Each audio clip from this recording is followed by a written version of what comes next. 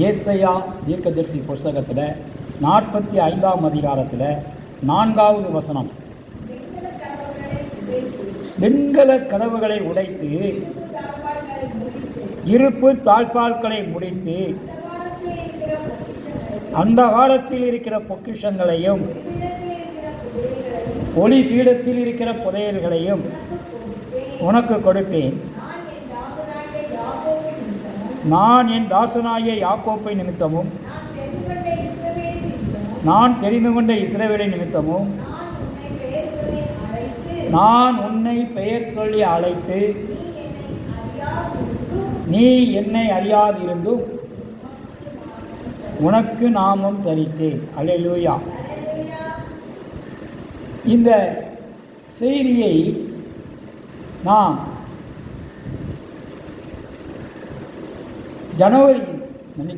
December மாதம் கர்த்தர் நமக்கு கொடுத்த வாக்குத்தத்தம், நான் உனக்கு முன்னே போய் கோணலானவைகளை செவ்வையாக்குவேன் என்று தந்தார்.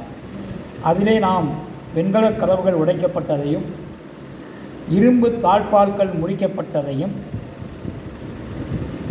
கர்த்தருடைய ஆலயத்தின் பொக்கிஷ சாலை அந்தகாரத்திலே பாபிலோனியர்களால் கைப்பற்றப்பட்டு இருந்ததையும் அது மீட்கப்பட்டதை குறித்தும் கர்த்தர் அதற்கு முன்பே போய் கோணல் ஆணைகளை செவ்வையாக்கி அதற்கு ஏற்பாடு படுத்தின கோரேஸ் என்ற ராஜாவை குறித்து நாம் ஏற்கனவே செய்தியிலே பார்த்திருக்கிறோம். இங்கே நான் உன்னை பெயர் சொல்லி அழைத்தேன், நீ என்னை அறியாதிருந்தாய், உனக்கு நாமம் தரித்தேன். ஆகவே இங்கே கர்த்தருடைய நாமம் அவருக்கு தரிக்கப்படவில்லை. கர்த்தருடைய நாமம் என்றால் அதிசயம், ஆலோசனை கர்த்தர், நித்திய பிதா, சமாதான பிரபு, கர்த்தத்துவம், இவைகள் தான். அப்போ இங்கே கர்த்தரே கோரேசுக்கு நாமம் தரித்தேன் என்றால், கோரேசுக்கு பிறப்பதற்கு முன்பே தேவன் பெயரிட்டு அழைத்திருக்கிறார்.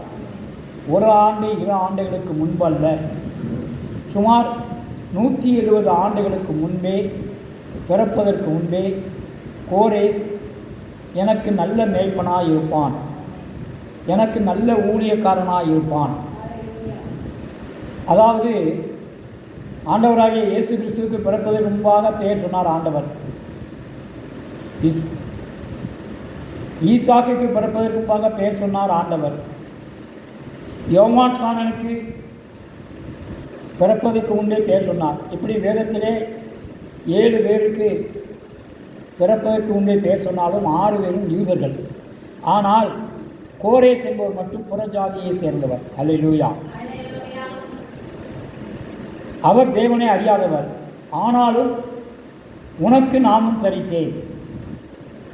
ஆகவே கோரேஸ் என்று பெயரிட்டார். கோரேசை தேவனுக்கு சாட்சியாகவும் நிறுத்தினார். நீ என்னை அறியவில்லை, ஆனால் உனக்கு என் நாமும் தரித்தேன். அதே பக்கத்தில் 28வது வருஷத்தை வாசிங்க. 44, ஏசாயா 44:28. கோரேசை குறித்து, அவன் என் மேய்ப்பன், அவன் எருசலேமை நோக்கி நீ கட்டப்படு என்றும், தேவாலயத்தை நோக்கி நீ அஸ்திபாரப்படு என்று சொல்லி எனக்கு பிரியமானதையெல்லாம் நிறைவேற்றுவான். அல்லேலூயா. புறஜாதியிலே பிறந்திருந்தாலும், புறஜாதி ராஜாவாக இருந்தாலும், கர்த்தரை அறியாதிருந்தாலும், கர்த்தர் கோரேசை ஊழியக்காரனாக ஆசீர்வதித்தார்.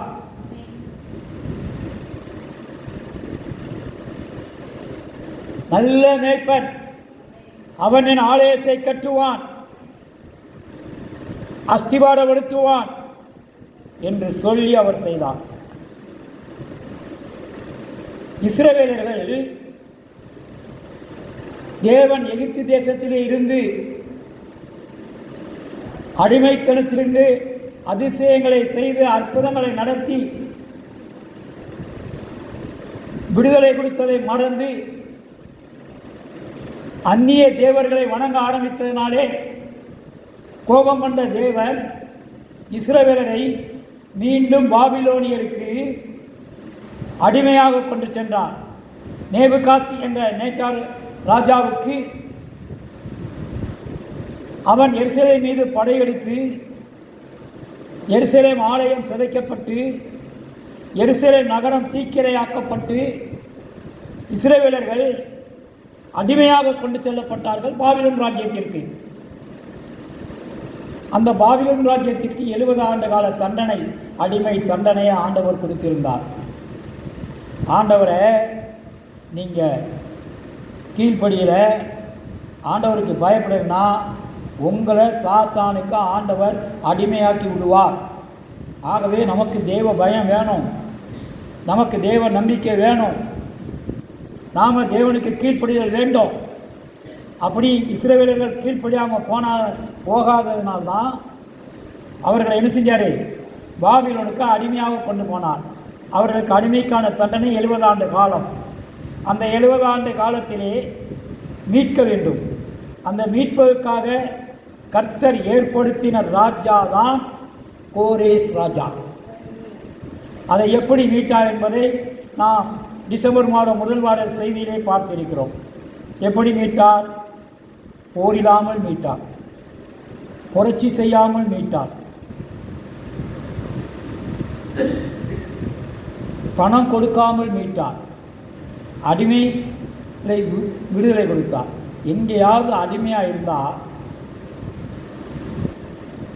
அடிமைத்தனங்கள்லாம் ஒன்று சேர்ந்து போர் புரிஞ்சு தான் வெளியே வரணும், வெற்றி பெற்று தான் வெளியே வரணும், அல்லது புரட்சி பண்ணி எதிர்த்து நின்று போராடி வெளியே வரணும், அல்லது அடிமைக்கு கைக்கூலியாக பணம் கொடுத்து வெளியே வரணும், அல்லது இப்படி அடிமைக்கு ஏதாவது விடுதலை உண்டா என்றால் இவை யாவுமே இல்லாமல் இஸ்ரவேலர்களை பாபிலோன் சாம்ராஜ்யத்திலிருந்து, அந்த அடிமைத்தனத்திலிருந்து கர்த்தர் கோரேஸ் ராஜா மூலமாக போரிடாமல் ஒரே நாளிலே பாபிலோன் ராஜ்யத்தை வீழ்த்தினார்.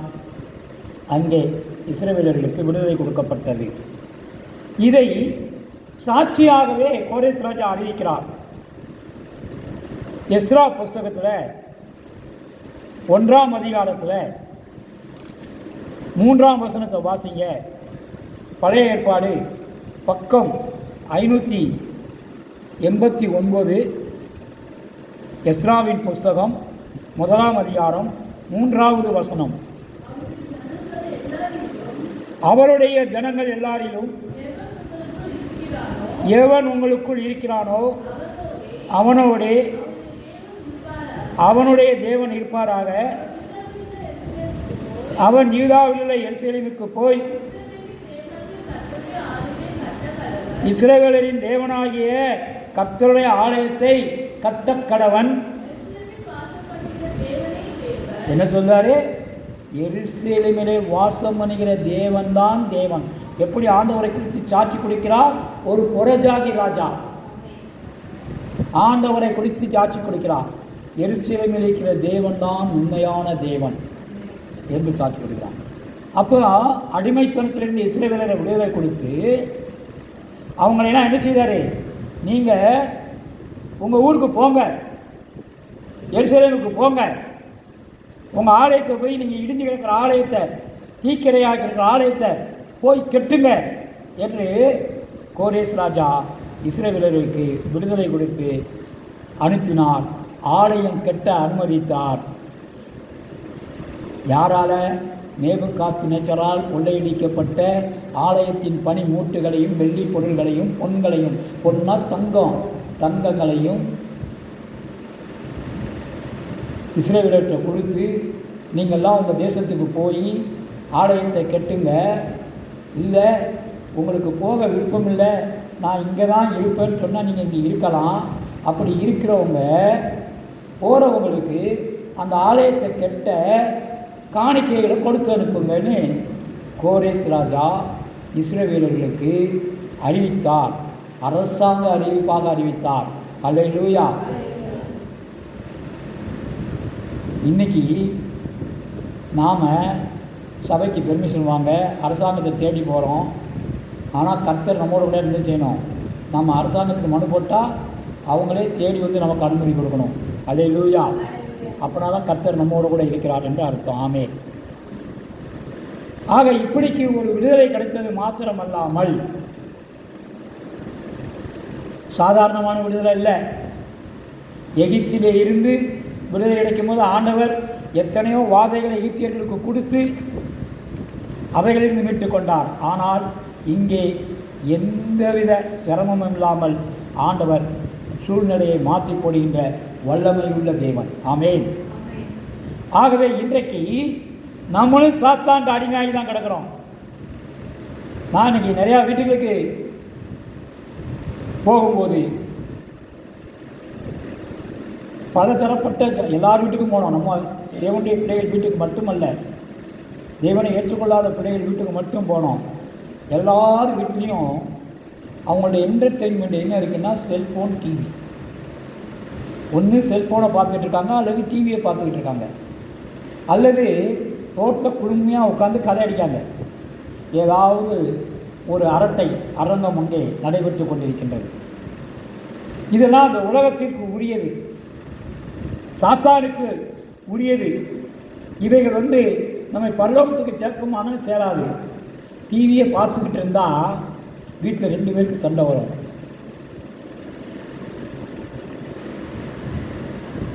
நான் அந்த சேனலை பார்ப்பேன், நான் இந்த சேனலை பார்ப்பேன். முடிவு இதுதான். அரட்டை அடிச்சுக்கிட்டு இருந்தால் அரட்டை அடிச்சுட்டு இருக்கும்போதே 2 பேருக்கு கருத்து வேறுபாடு வந்துடும். அடுத்தாலும் அங்கே என்ன வந்துடும்? யுத்தம் வந்துடும். செல்ஃபோனை பார்த்துக்கிட்டு இருந்தால் கண்ணு போயிடும். ஒரு கொஞ்ச நாள் கழிச்சு கண்ணாடி போடணும். ஆக சாத்தான் அவன்கிட்ட நீங்கள் வேலை பார்த்தீங்கன்னா அவனுக்குரிய சம்பளத்தை அவன் கொடுப்பான். டிவி பார்த்தா யுத்தத்தை கொடுப்பான், அரட்டை அடித்தா யுத்தத்தை கொடுப்பான், செல்ஃபோன் பார்த்தீங்கன்னா கண்ணை கெடுப்பான். அதான் நமக்கு கொடுக்கக்கூடிய சம்பளம் அவன். ஆகவே இன்றைக்கு நாம் தேவனை நோக்கி பார்க்க வேண்டும். யாருமே இன்றைக்கு எதிர்பார்ப்பதில்லை. ஆனால் கோரேஸ் அந்த நாளிலே தேவனை உதாசீனப்படுத்தவில்லை. சாட்சி கொடுத்ததை பாருங்கள். இன்னொரு வசனம், 2வது வசனத்தை பாருங்கள். அதிலே எஸ்ரா புஸ்தகம் 1 அதிகாரம் 2வது வசனம்.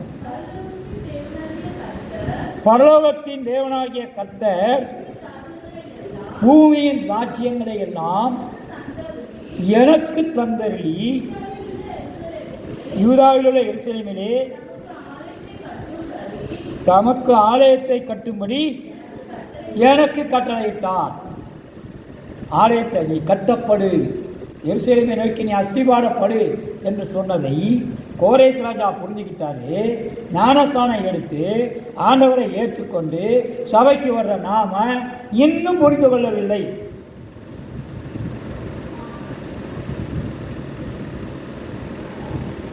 நாம் தேவனை குறித்து என்ன சாட்சி கொடுக்கோம்? அவர் சொன்னார் சாட்சி, எனக்கு உலகத்தில் உள்ள ராஜ்யங்களை தான் எனக்கு தேவன் கொடுத்தாரு. கோரேஸ் ராஜா சாட்சி கொடுக்குறாரு. என்ன ஆலயத்தை கெட்ட சொன்னாருன்னு சொல்லி சாட்சி கொடுக்குறாரு. இங்கே நாமெல்லாம் சாட்சி என்னென்னா, எனக்கு தலைவலி வந்துச்சு, என் கால் வலிச்சுது, என் முட்டு வலிச்சுது, இதுக்கு தான் ஆண்டவரை ஜெபிச்சேன், குணப்படுத்தினார். ரைட்டு, ஓகே, ஆண்டவர் குணப்படுத்தினார், நெசந்தான், சாட்சி தான்.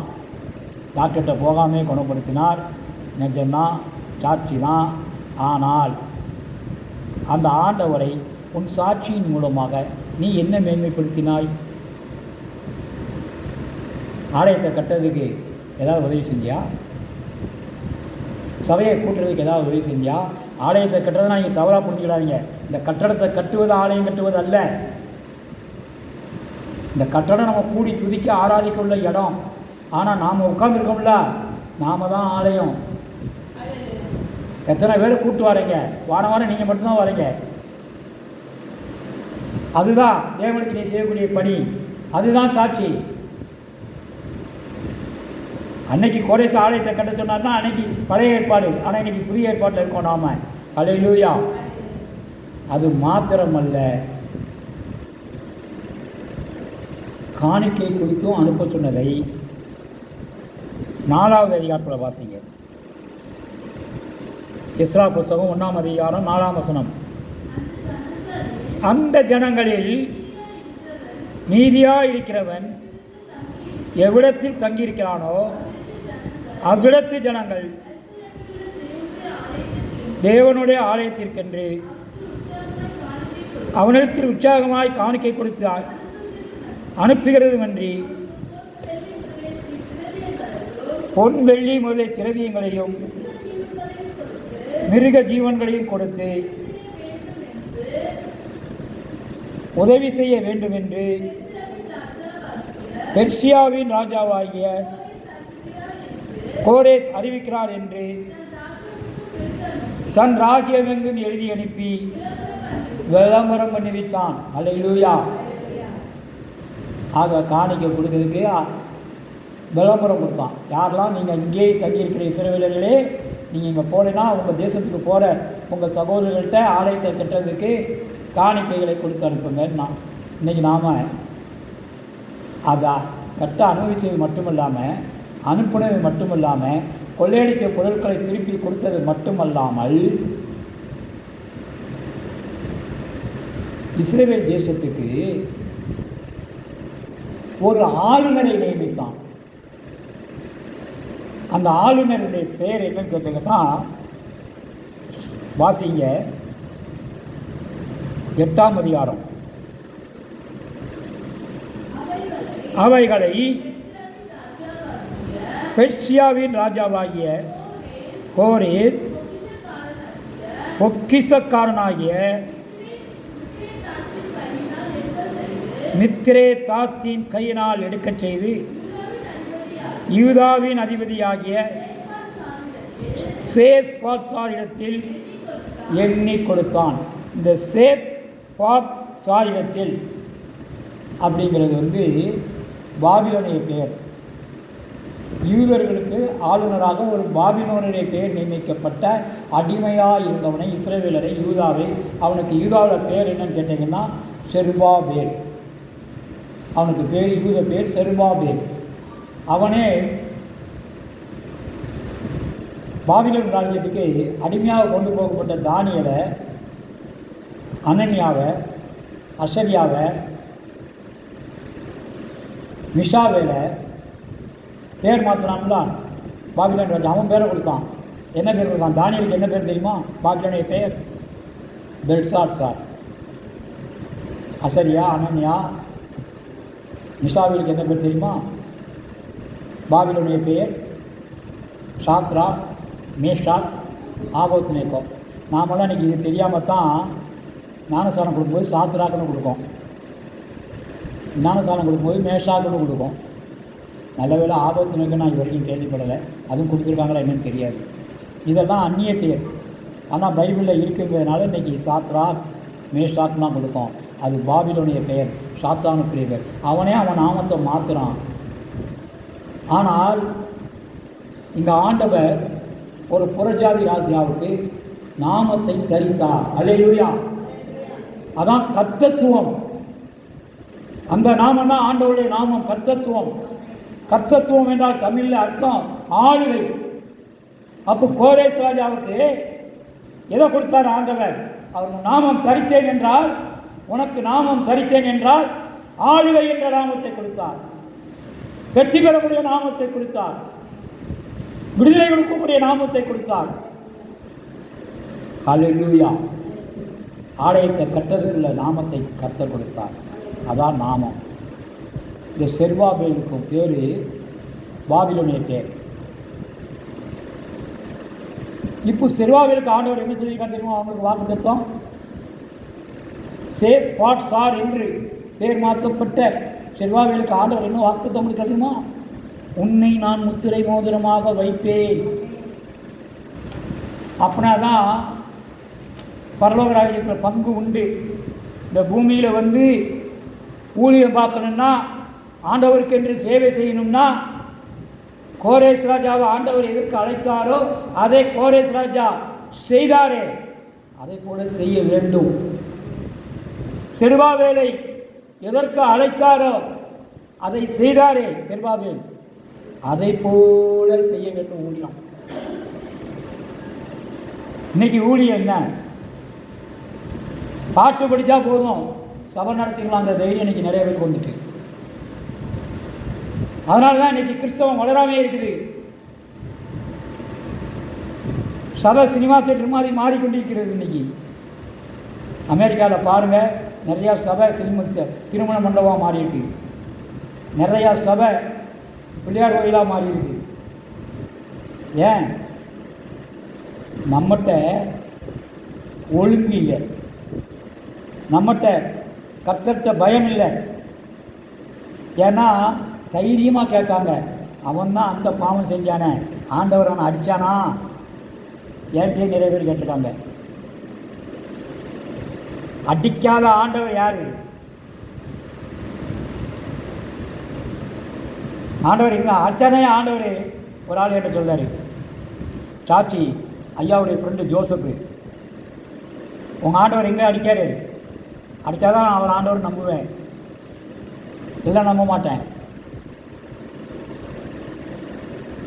ஆனால் ஆண்டவர் அடிக்கிறடி என்னைக்குன்னு தெரியும், பார்த்துக்கிட்டு தான் இருக்கிறாரு, பொறுமையாக பார்த்துக்கிட்டு தான் இருக்கார். ஏதோ ஒரு புறஜாதி மன்னனை ஆண்டவர் தன்னுடைய நல்ல மேய்ப்பன், நல்ல ஊழியக்காரன் என்று அவருடைய நாமத்தை தரித்திருக்கிறார். ஆனால் இன்னைக்கு நாம்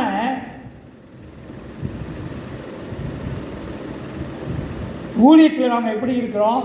விசுவாச பிள்ளைகள் தேவனத்தில் எப்படி இருக்காங்கன்னா, ஏதோ ஞாயிற்றுக்கிழமை வந்தால் போதும், ஆண்டவருக்கு காணிக்கை கொடுத்தா போதும், நமக்கு ஆசீர்வாதம் பெருகி விடுன்னு சொல்லிட்டு 6 நாள் படைவடியும் போய் ஆண்டவரை மறந்து உலகத்தை சிநேகிக்கிறவர்களாக இருக்கிறார்கள், உலக பொருட்களை சிநேகிக்கிறவர்களாக இருக்கிறார்கள். உலக சிநேகம் தேவனுக்கு பகை என்று யாக்கோப்பு 4:4 சொல்லியிருக்கிறதை மறந்துவிட்டு இன்றைக்கு இருக்கிறார்கள். அல்லேலூயா. அப்படி மறந்து போனதுனால்தான் நேபுகாத்நேச்சார்கிட்ட இஸ்ரவேலர்களை ஆண்டவர் அடிமையாக கொடுத்தாரு. இந்த கோரேஸ் ராஜாவை மட்டும் ஆண்டவர் நமக்கு நல்ல ஊழியக்காரன்னு சொல்லலை, நேபுகாத்நேச்சார் ராஜாவையும் கர்த்தர் எனக்கு நல்ல ஊழியக்காரன் சொல்லியிருக்காரு. கோரேஸ் ராஜாவை எனக்கு ஊழியக்காரனை ஆக்குனது கர்த்தருக்கு ஆலயத்தை கட்டுவதற்கு. ஆனால் நேபுகாத்நேச்சாரை ஏன் நல்ல ஊழியக்காரன் சொன்னார் தெரியுமா? ஆலயத்தை நொறுக்குனதுக்கு. ஏன்னா ஆலயத்தை கட்டி வச்சுட்டு அந்த ஆலயத்துக்கு நீ மதிப்பு கொடுக்க மாட்ட.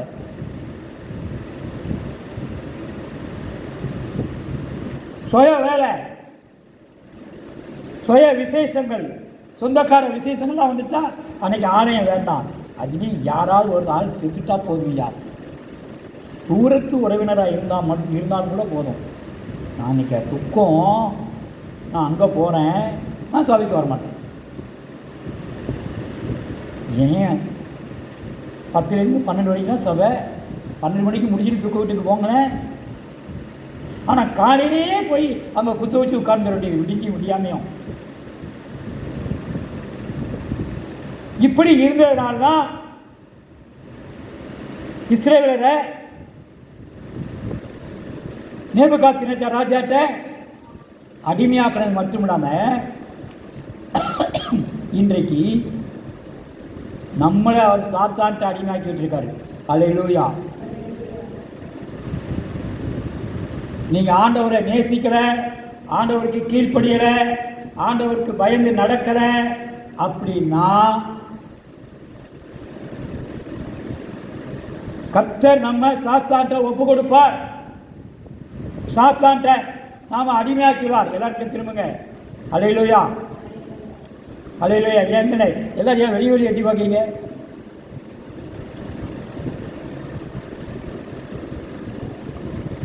கோயிலை இடித்தவனே யாராவது நல்ல ஊழியக்காரன் சொல்லுவாங்க. ஆனால் நம்ம ஆண்டவர் சொல்லியிருக்கார் பாருங்கள்.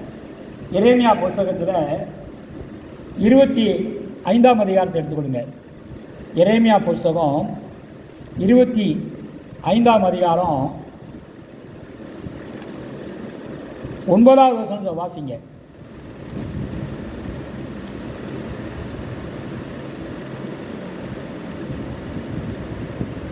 8-9 வாசிங்க.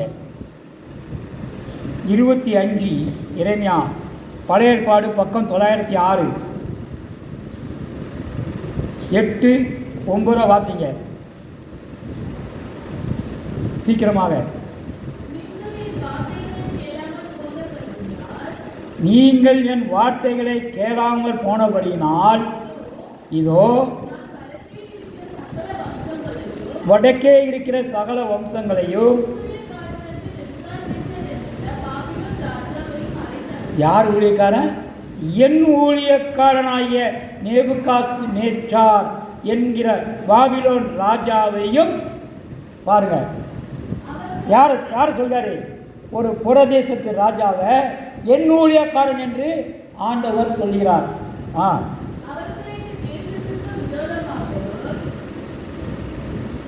பாபிலோன் ராஜாவை அழைத்தழுப்பி அவர்களை இந்த தேசத்துக்கு விரோதமாகவும்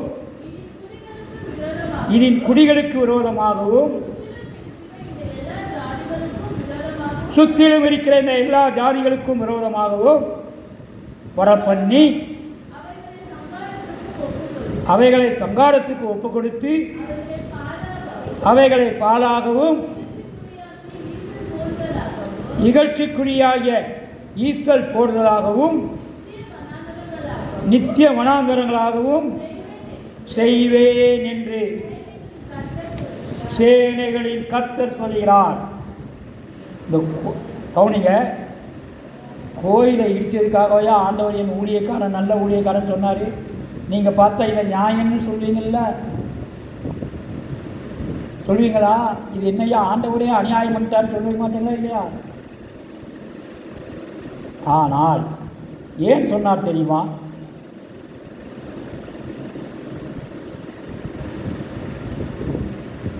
நாம் ஆண்டவருக்கு பயப்படாமல் ஆலயத்துக்கு மதிப்பு கொடுக்காம கர்த்தருடைய வார்த்தைக்கு கீழ்ப்படியாமல் போனதுனால்தான் அன்னைக்கு நேபுகாத்நேச்சாரை அடிமைப்படுத்தினது போல இன்றைக்கு நம்மை சாத்தானிடம் தேவன் அடிமைப்படுத்தி விடுவார். ஒப்பு கொடுக்காத மாட்டார்னு மட்டும் நினைக்காதீங்க. நிறைய பேரை ஒப்பு கொடுத்துருக்கிறார். அந்த தேவன் எரிச்சலுள்ள தேவன், நம்முடைய தேவன் கோபக்கார தேவன். ஆகவே பயம் வேணும், கர்த்தர்ட்ட கீழ்ப்படிதல் வேணும், நம்பிக்கை வேணும். இவனு சாட்சி கொடுத்தான். இந்த ராஜாவும் நேபுகாத்நேச்சார் ராஜாவும் கர்த்தர் தான் உண்மையான தெய்வம் அப்படின்னு சாட்சி கொடுத்தாரு. எப்பவும் சாட்சி கொடுத்தாருன்னு பார்க்கறா இருந்தால் இந்த சாத்ராக்கு மேஷாக்கு ஆபத்துநேகோவை உங்கள் கடவுளை விட்டு போட்டு நான் செஞ்ச சிலையை வணங்கணும் அப்படின்னா வணங்க முடியாதுன்னாங்க. இவங்களை தூக்கி அக்னியில் தூக்கி போடு அப்படின்னாங்க. தீக்குழிகளை தூக்கி போடு, அதுவும் சும்மா போடாத, இப்போ எரியதோட 7 மடங்கு தீயை கூட்டி அவனை உள்ளே எரிய போடு அப்படின்னாங்க. 3 வெறியும் தூக்கி உள்ளே போட்டாங்க. ராஜாவுடைய கண்ணுக்கு தீக்குள்ளே 3 பேர் தான் தெரியணும், ஆனால் 4 பேர் தெரியுது. அப்போ அந்த 4வது ஆள் யார்? தீக்குள்ளே போட்டது 3 பேர், சாத்ராக் மேஷாக் ஆபேத்நேகோ. அப்போ 4 பேர் கூட தெரியுதாங்க. யார் 4வது ஆள் சொல்லுங்களேன்? கர்த்தர் சொன்னது யாருங்க? அல்லேலூயா. அவங்கள சேதம் இல்லாமல் முடி கூட கருகாமல் ஆண்டவர் காத்தார். அப்பூர் சாட்சி கொடுத்தாரு. நேபுகாத்நேச்சார் ராஜா பரலோக தேவன் தான் உண்மையான தேவன் அப்படிங்கிறது. தானியேல் புஸ்தகத்தில் 3ஆம் அதிகாரத்தில்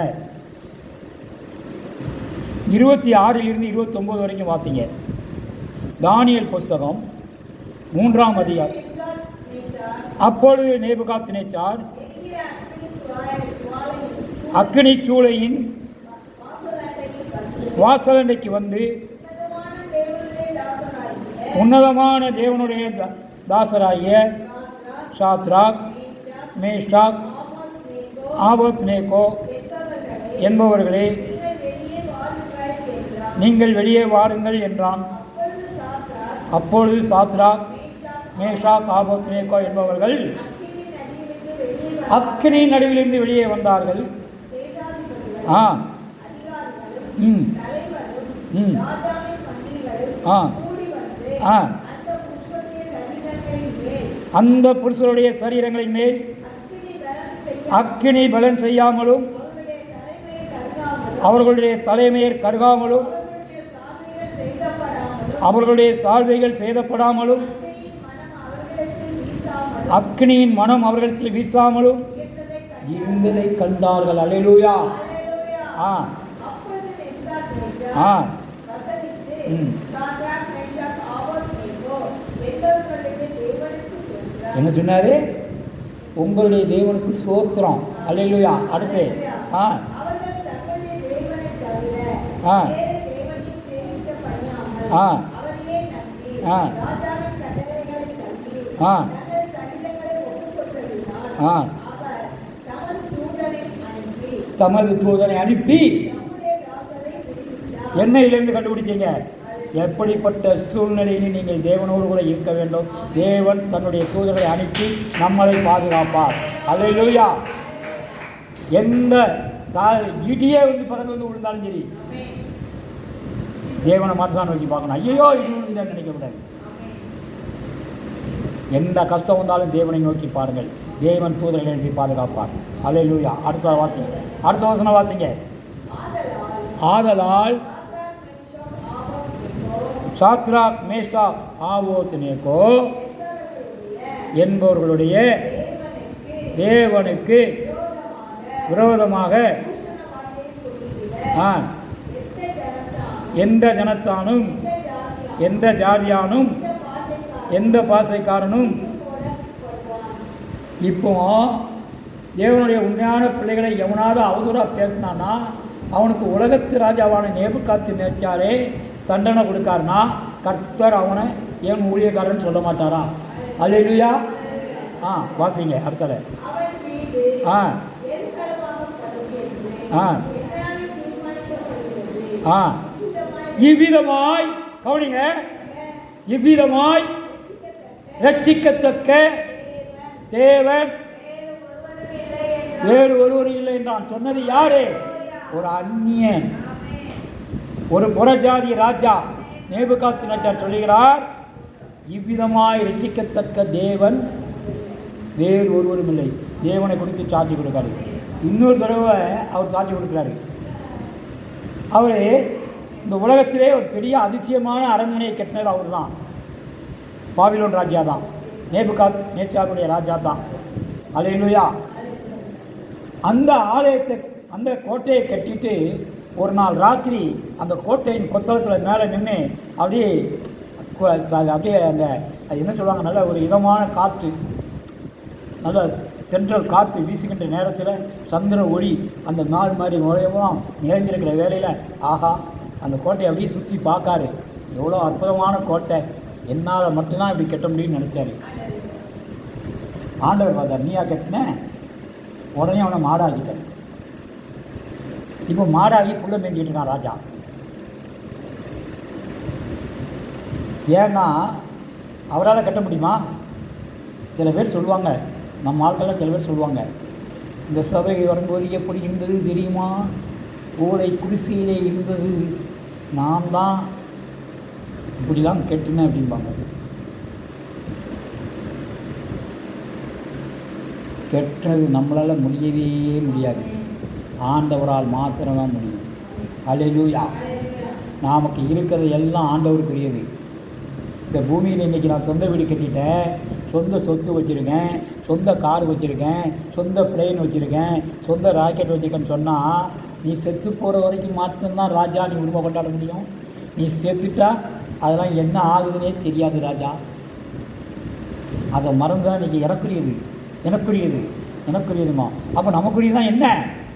நமக்குரியது வரப்போகிற நிலையான நகரம், பரலோக ராஜ்யம்.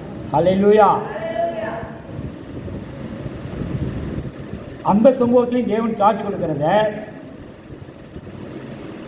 தானியேல் புஸ்தகம் 4ஆம் அதிகாரத்தில் 34 37 வரைக்கும் வாசிங்க.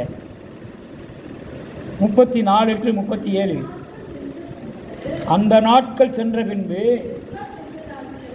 நேபுகாத்நேச்சாராகிய நான் என் கண்களை வானத்துக்கு ஏறெடுத்தேன். என் புத்தி எனக்கு திரும்பி வந்தது. அப்பொழுது நான் உன்னதமானவரை சோத்தரித்து என்றென்றைக்கும் ஜீவித்திருக்கிறவரை புகழ்ந்து மகிமைப்படுத்தினேன். அவருடைய கர்த்தத்துவமே நித்திய கர்த்தத்துவம், அவருடைய ராஜ்யமே. ஐயா, என் ஆளுகெல்லாம் ஒன்றும் கிடையாதுயா, நான்லாம் கெட்டலையார். கடைசியில் நீர்தாயா கட்டினது, கர்த்தத்துவம் உமக்கு தான் ஐயா, ஆளுக உமக்கு தான் ஐயா அப்படின்னு அந்த ராஜா கதற வச்ச ஒரு ஆண்டவர். அவனை தான் என் ஊழியக்காரன்னு சொன்னார். அல்லேலூயா. வாசி அடுத்த வசனம். ஆ ஆ ஆ ஆ ஆ ஆ ம் ஆ என் புத்தி எனக்கு திரும்பி வந்தது. என் ராஜ்யபாரத்தின் மேன்மைக்காக என் மகிமையையும் என் முகக்கலையையும் திரும்பி வந்தது. என் மந்திரிமாரும் என் பிரபுக்களும் என்னை தேடி வந்தார்கள். என் ராஜ்யத்திலே நான் சிறப்படுத்தப்பட்டேன். அதிக மகத்துவமும். இப்போ எப்பவும் மனம் திரும்பணும், மாடாக இருக்கும்போது மனம் திரும்பலாம். புள்ள மேய வேண்டியது இருக்க, மழையெல்லாம் நம்ம மேலே அடிக்க, வெயிலெலாம் நம்ம மேலே அடிக்க, எருவ மாட்டு மேலே வெயில் உடைக்கிங்கிற மாதிரி கஷ்டப்பட்ட உடனே அவன் ஆண்டவரை நினைச்சான். நினச்ச உடனே ஆண்டவர் என்ன செய்தார்? அவனை பழையபடியும் மனுஷனாக மாற்றுவார், பழையபடியும் ராஜாவாக மாற்றுவார், பழையபடியும் மந்திரியெல்லாம் அவரை தேடி ஓடி வராங்க, பழையபடியும் அவருக்கு ஆளுகை தேவனால் கொடுக்கப்படுகிறது. அடுத்த வசனம். ஆகையால் நேபுகாத்நேச்சாராகிய நான் பரலோகத்தின் ராஜாவை புகழ்ந்து உயர்த்தி, ஒரு புறஜாதி ராஜன் தேவனுடைய நாமத்தை உயர்த்தி மகிமைப்படுத்துகிறான். ஆனால் இன்றைக்கு நாம் சிறுமைப்படுத்தி கொண்டிருக்கிறோம். அவருடைய கிரியைகள் எல்லாம் சத்தியமும். அவன் சொல்லுதான் ஐயா, ஆண்டவருடைய வழிகள்லாம் நியாயமானவைகள், அவருடைய செய்கை கிரியைகள்லாம் சத்தியம் உள்ளவைகள்னு சொல்கிறான். அகந்தையாய் நடக்கிறவர்களை. அப்போ அது அவருக்கு மட்டும்தான் பொருந்துமா? புறஜாதியானுக்கே இப்படி அடி விழுந்தா, ஆண்டவரை நேசிக்கின்ற, ஆண்டவரை ஒப்பு கொடுத்து ஞானஸ்தானம் எடுத்து ஆண்டவருக்கு பிள்ளையாக இருக்கின்ற உனக்கு நீ தப்பு பண்ணினா உன்னை அடிக்காரா மாட்டாரா? சாலமன் கட்டி ஆலயத்தை ஆண்டவர் இடிக்க விட்டுட்டாரு. ஆனால் செருபாபேல் கட்டி ஆலயத்தை ஆண்டவர் இடிக்க விட்டாரா? ஏன் சாலமன் கட்டி ஆலயம் இடிக்கப்பட்டது? அது உலகத்தின் பொருளான பொன்னாலும் வெள்ளியினாலும் மகிமையாக்கப்பட்டது. ஆனால் செருபாபேல் கட்டிய ஆலயம், அதாவது செருபாபேல் கட்டிய ஆலயம்னு சொல்வதை விட ஆகாய தீர்க்கதரிசி மூலமாக கட்டப்பட்ட ஆலயம், அதில் இயேசு கிறிஸ்து வந்ததினால் மகிமைப்படுத்தப்பட்டது. ஆமென். முந்தின ஆலயத்தின் மகிமையை காட்டிலும் பிந்தின ஆலயத்தின் மகிமை பெரிதாக இருந்தது. அல்லேலூயா. அதுதான் சாலமன் கட்டின ஆலயம். மகிமை போச்சு. ஆனால் ஆகாய தீர்க்கதரிசி மூலமாக கட்டப்பட்ட ஆலயம் மகிமை உள்ள ஆலயமாக இருந்தது. அப்போ நம்முடைய ஆலயம் மகிமை உள்ள ஆலயமாக இருக்கணும்னா நீங்கள் கர்த்தருக்கு பயந்தான் நடக்கணும், கர்த்தருக்கு கீழ்ப்படி தான் நடக்கணும், சுயத்துக்கு இடமே கொடுக்கக்கூடாது. கர்த்தர் தான் எல்லாம். அல்லேலூயா. அது மாத்திரமல்ல, என் ஊழியக்காரன் எதுக்கு தெரியுமா சொன்னார்? எரேமியா தீர்க்கதரிசி தான் அந்த தீர்க்கதரிசனத்தை சொன்னார். சாலோமோன் ராஜா வழியில் வந்த கடைசி ராஜா சிதேக்கியா ராஜா. அதோடு அவங்க சாலமன் ராஜாவுடைய வம்சம், சாலமன் ராஜாவுடைய வம்சம் அதோடு முடிவடையுது. அங்கே அடிமையாகி போய் அதோடு அழியுது.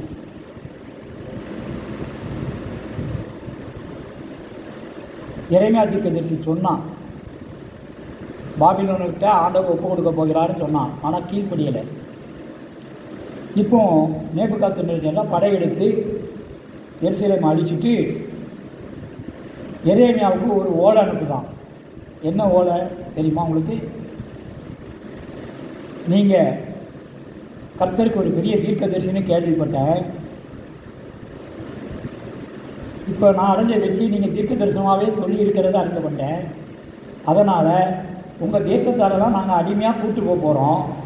ஆனால் உங்களுக்கு ஒரு எக்ஸப்ஷன் தாரேன். நீங்கள் இங்கே இருக்க விரும்பினால் இருக்கலாம், அல்லது என் கூட அடிமையாக வர விரும்பினால் வரலாம். அப்படி நீங்கள் இங்கேயே இருக்கும் விரும்பும் பட்சத்தில் என் காவலாளிகள் உங்கள் தேவைகளை சந்திப்பார்கள், உங்களை காவல் காப்பார்கள். எரேமியா தீர்க்கதரிசி சொல்லி நெபுசாராங்கிறவரை அந்த எருசலேமுக்கு ஆளுநராக நியமித்து எரேமியாவுக்கு உதவி செய்ய சொல்லி கட்டளையிட்டு புறஜாதி ராஜா தான் ஆண்டவருடைய தீர்க்கதரிசிக்கு எவ்வளோ மரியாதை கொடுக்குறான் பார்த்தீங்களா? ஆண்டவருடைய ஊழியக்காரருக்கு எவ்வளோ மரியாதை கொடுக்காம பார்த்தீங்களா? இன்றைக்கி நம்ம ஊழியக்காரருக்கு எவ்வளோ மரியாதை கொடுக்கணும் தெரியுமா? முன்னால் ஐயாமோ, பின்னால் போய் என்ன சொல்லுவோம்? நமக்கு பிடித்தமான வார்த்தைகளால் அர்ச்சனை கொடுப்போம். இவரெலாம் ஒரு பாஸ்டரா அப்படிம்போம். எனக்கு அவர் தான் பாஸ்டர் அப்படிம்பாங்க. இவர் பாஸ்டரே இல்லைம்பாங்க. ஆனால் அவர் புறஜாதி மன்னன் எரேமியா தீர்க்கதரிசி ஊழியக்காரனுக்கு எவ்வளோ மதிப்பு கொடுக்காம பாருங்க. அதனால் ஊழியக்காரனை ஏற்கனவே சொல்லியிருக்கோம், செய்தி கொடுத்துருக்குறோம். ஊழியக்காரனுக்கு கீழ்ப்படிந்து நடங்கன்னு இங்கே நான் வந்த 2வது வாரத்திலே கொடுத்துருக்குறேன். அனுப்பப்பட்ட ஊழியக்காரர் ஏதோ தானே ஊழியக்காரன் ஆனவனால் அப்போ நீங்கள் எப்படினாலும் நடத்திக்கிடுங்க. சுயத்துக்காக பணத்துக்காக ஊழியத்துக்கு வந்தவங்க இன்றைக்கி நிறைய பேர் இருக்காங்க. ஏன்னா ஆடுகளுக்குள்ளே நான் அவர்களை ஓனாயில் அனுப்புவேன்னாங்க. அன்றைக்கி போர்வையெல்லாம் போதிட்டு வந்தாங்க. இன்றைக்கி டைரெக்டாகவே போர்வையே இல்லாமல் வந்துட்டாங்க. அவங்க ஆண்டவருக்கு பிடிக்காது என்னெல்லாம் உண்டோ அத்தனையும் செய்வாங்க. அதை வச்சு தான் அடையாளம். அவன் உண்மையான ஊழியக்காரனா என்பது அடையாளம். அவங்க செய்கிற கிரியைகள், அவங்க செய்கிற நடத்தைகள், இவைகளை வச்சு தான் அடையாளம். அல்லேலூயா. இந்த எரேமியாட்ட ஒருத்தன் இருந்தான் பாருங்க, சீசர்கள். இஸ்மவேல்னு ஒருத்தன் இருந்தான். இஸ்மவேல்னா ஆகார் மகன் இல்லை. வேதத்தில் 6 பேர் இஸ்மவேல்னு வராங்க. அதில் ஒரு இஸ்மவேல் இந்த வாரம் எரேமியாக்கிட்ட இருந்தான். இவன் என்ன செஞ்சான் தெரியுமா? அந்த ஆளுநரை நெபுசராவை போய் கொலை பண்ணி போட்டான். எரேமியா தீர்க்கதரிசி தான் நேபுகாத்நேச்சாருடைய ராஜாவுடைய கவர்னரையே கொலை பண்ணால் நம்மளை சும்மா வச்சுருப்பாரா? நேபுகாத்நேச்சார் ராஜா பார்த்தான். அவர் அங்கேருந்து இங்கே வர்றதுக்குள்ளே நம்ம இடத்த காலி பண்ணி வேணும்னு சொல்லிட்டு எரேமியா எங்கே போய் இருந்தார் தெரியுமா? எகிப்து தேசத்தில் போய் இருந்தார். அதனால தான் ஆண்டவர் சொன்னார், இக்கிணங்கள் கடந்து போக மட்டும் நீ உன்னை ஒழித்துக்கொள். ஆக நமக்கு அந்த ஞானத்தை ஆண்டவர் கொடுத்துருக்காரு. எரேமியாவுக்கு வந்து ஞானத்தை கொடுத்தாரு. எகிப்தில் போய் உட்காந்துட்டார். இங்கே இருந்தால் நம்மளை பிடிச்சி சாத்தி விடார். நமக்கு ஒரு மரியாதை கொடுத்து வச்சுருந்தாரு. அந்த மரியாதை நம்ம காப்பாற்றிக்கல. ஊழியக்காரங்க இப்படியும் இருக்காங்க, ஊழியக்காரங்களுடைய எடுபடிகள் இப்படியும் செய்வாங்க அப்படிங்கிறத இன்றைக்கி நடக்கிறத நாம் நிறைய இடத்துல கண்கூடாக பார்க்குறோம். அல்லேலூயா. ஆக இந்த நேபுகாத்நேச்சார் தான் சாட்சி கொடுக்காரு. உனக்கு நாமம் தரித்தேன். அது என்ன நாமம்னா கர்த்தத்துவம் என்ற ஆளுகைக்குரிய நாமத்தை அவர் கொடுத்திருக்கிறார் என்பதை தானியேல் புஸ்தகம் 4ஆம் அதிகாரத்தில் 34வது வசனத்தை வாசிங்க.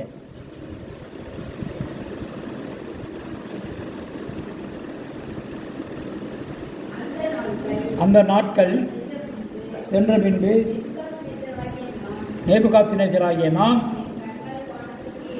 என் கண்களை வானத்துக்கு ஏறெடுத்து என் புத்தி எனக்கு திரும்பி வந்தது. நான் உன்னதமானவரை சோத்தரித்து என்றென்றைக்கும் ஜீவித்திருக்கிறவரை புகழ்ந்து மகிமைப்படுத்தினேன்.